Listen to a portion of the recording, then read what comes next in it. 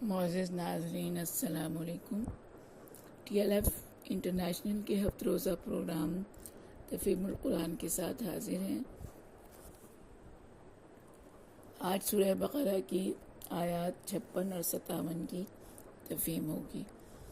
منظوم ترجمہ عزیزہ خاتون مرحومہ کا ہے، جبکہ تفہیم کی سعادت خاکسار تینوں فردوس کو حاصل رہے گی۔ تو آئیے سب سے پہلے ہم آتے ہیں سورہ بقرہ کی آیت 56 کی جانب۔ ثم بعثناکم من بعد موتکم لعلکم تشکرون۔ پھر مرنے کے بعد ہم نے تمہیں اٹھا کر کھڑا کیا تاکہ تم شکر ادا کرو۔ تفہیم: گزشتہ آیا میں اس واقعے کا ذکر کیا گیا تھا جب بنی اسرائیل نے حضرت موسیٰ علیہ السلام سے اللہ تعالیٰ کو اپنی آنکھوں سے دیکھنے کا اصرار کیا تھا۔ حضرت موسیٰ علیہ السلام ان میں سے 70 آدمیوں کو منتخب فرما کر کوہ طور پر اس غرض سے لے بھی گئے تھے، لیکن انہوں نے اللہ تعالیٰ سے کلام کرتے سن بھی لیا تو پھر بھی یہی کہا کہ ہم صرف آواز کا اعتبار نہیں کرتے، آنکھوں سے اللہ کو دکھاؤ۔ اس پر ان 70 آدمیوں پر آسمان سے بجلی گری اور وہ عذاب الہی سے ہلاک ہو گئے۔ اس سزا کے بعد حضرت موسیٰ علیہ السلام نے ان کی دوبارہ زندگی کی دعا کی، جس پر ان 70 افراد کو دوبارہ زندہ کر دیا گیا تاکہ وہ اس احسان پر اللہ تعالیٰ کے شکر گزار ہوں۔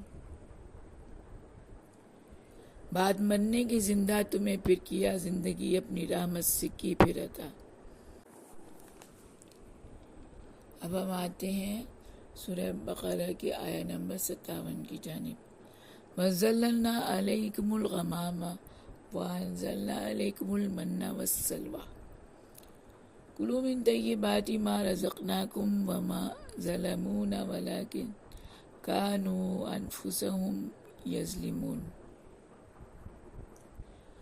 اور سایہ کیا ہم نے تم پر بادل کا اور اتارا تم پر من و سلویٰ اور اجازت دی تمہیں پاکیزہ چیزیں کھانے کی جو ہم نے تمہیں دیں، اور انہوں نے کچھ ہمارا نقصان نہیں کیا بلکہ اپنا ہی نقصان کرتے رہے۔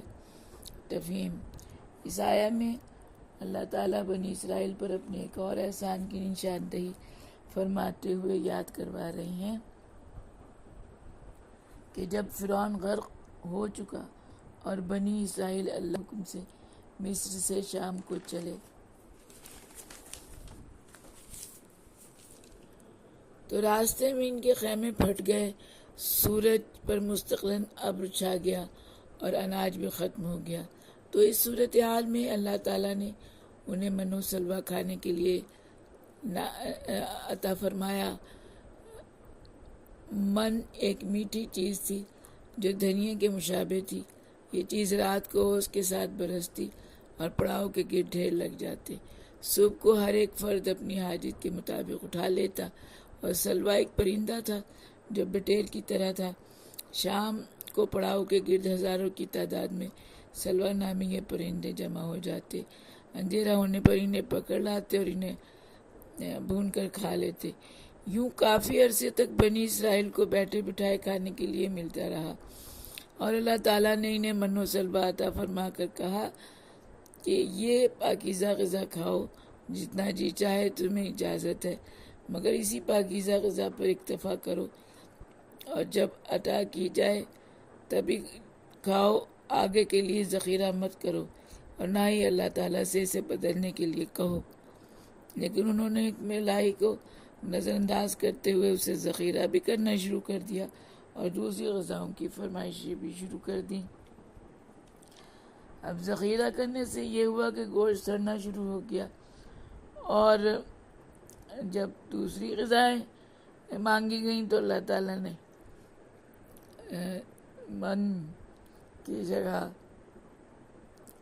نازل کرنا شروع کر دیا پیاز، گیہوں اور دالیں وغیرہ، جن سے بنی اسرائیل طرح طرح کی